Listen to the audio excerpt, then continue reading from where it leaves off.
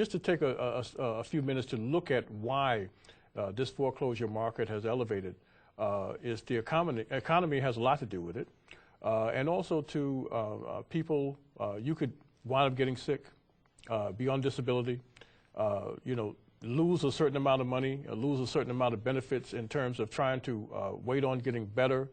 And by the time you do get back to work, your payments are behind, and you don't really understand how that happens, but it can happen to anybody. It can happen, sure. You know, the adjustable arm rate. Okay, yes. well, we're talking about two scenarios now. They're the unforeseen circumstances, yes. which you talked about. However, institutions are supposed to develop workout programs, okay? Now, in my experience, what I've discovered is that there have been a lot of people who've gotten the runaround. I mean, you know, it's on TV. Yes, we'll work with you. You know, the politicians are talking about we're going to, you know, we got this law in place where they got to do X, Y, and Z. That does not happen. It doesn't happen. Well, it happens sometime, okay? But normally it does not happen. I've known people who have contacted loss mitigation. They call them back next week and, okay, well, send in these documents. They call them back 30 days later. Well, the case was transferred to somebody else, or they were on vacation. They get the ultimate runaround. When I start a case, the case is tracked very closely because guess what? Nobody wants bad press. Nobody wants to be investigated. Then we have those situations where people have been put into loans that are totally not to their benefit. We used to have a thing, particularly in the minority communities, where there was redlining. And though loans were not given in those particular areas. And what we're experiencing now is what you call reverse redlining. Yeah, that's true. Where a couple of years ago, a few years ago, they saw a way to make money on Wall Street. Okay, we're going to do these no-income checks, stated income situations.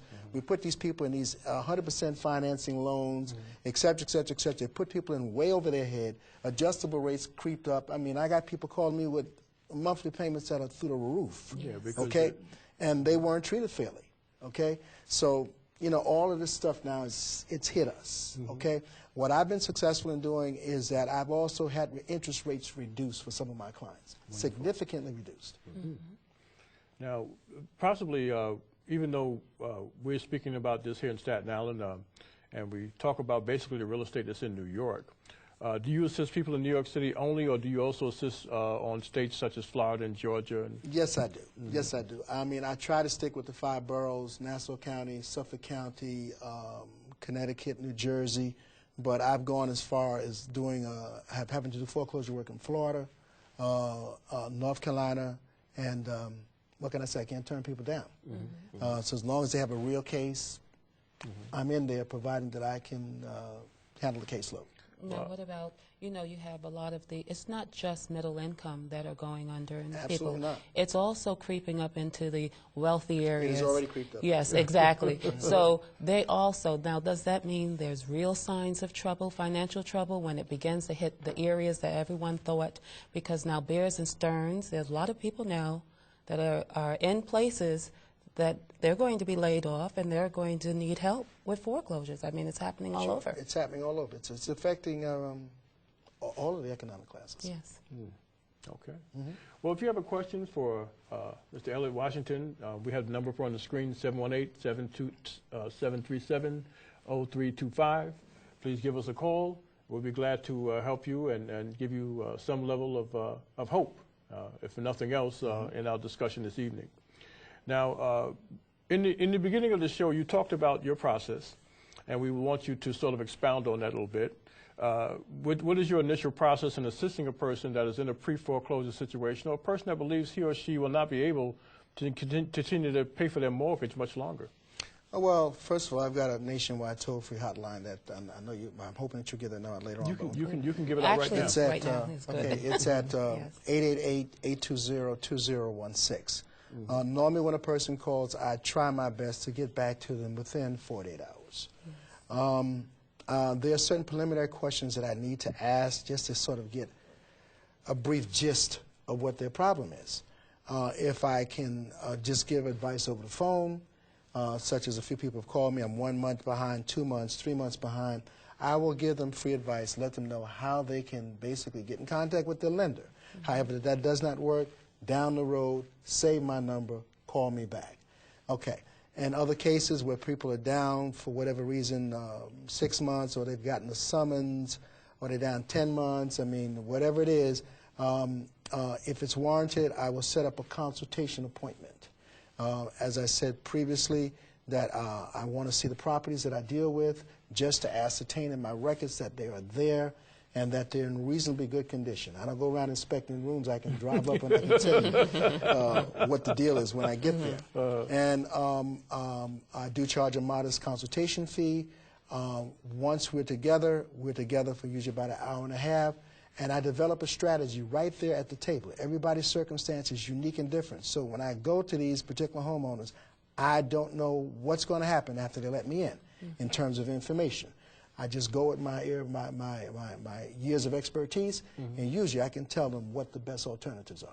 Now, Elliot, you know, this is sort of out of the context of what we're speaking about, but what was the driving force that made you want to get into this type of situation? I'm sure people want to know. Good question. Because you seem, what I'm saying is you seem so committed to it, and you seem so into it that you have a passion for it, and everybody can see the passion that you have in helping people. So we just want to know what made you get into this and come this far. Well, about 20 years ago, I had a real tough personal experience. I was dead broke. I went through Chapter 7 bankruptcy. And I didn't want anybody to go through what I went through. I studied consumer credit. I used to listen to talk shows while I was working in my car, and I took a real interest. And I firmly believe God has a plan and purpose for everybody's life, and when you find your niche, forget about it. If you pursue it, things have a way of just layers and layers and layers of stuff begins to build up. I studied consumer credit. I became certified through the American Institute of Credit for credit consulting. I started doing a lot of debt negotiations, and I watched loans close, deals close off of the work that I was able to do. Took an interest in real estate about the same time, got involved in real estate, studied mortgages. 2001, I was actually going to pull out of this thing because I just couldn't see myself continuing. All of the bad guys are making the money, and I'm sitting around helping people, and wow, you know, it's like they're throwing me the peanuts. But I was supposed to have been in the World Trade Center on September 11th. And subsequent to that experience, I had a real unusual experience. I knew what I was supposed to do and what I was supposed to do, surviving that incident. And I've been very passionate about it. I mean, I care about people. I don't think you could do this business successfully without caring, because it's hard work. It's hard work. And God has really blessed me. He's graced me with skills, and He's graced me with information. And I rely on Him, and He helps me to win cases. We're very pleased to have you here, because we feel that. We feel what you feel, and we feel it from you. You know, it's a magnetic kind of feeling that you know someone is really sincere and really passionate about how they feel about people and how people should respond to you once you have initiated what you have to do with them. Now, what advice would you give people who are losing their homes and are frantic about the situation? And I'm sure you've met a lot of people like that. Well, I'll be truthful with you. You know, I've seen people that were in pretty bad shape. I had a guy in March who actually was he was going to commit suicide. He works at a hospital in the city, and his circumstances were very, very bizarre. And he told me during the initial consultation how he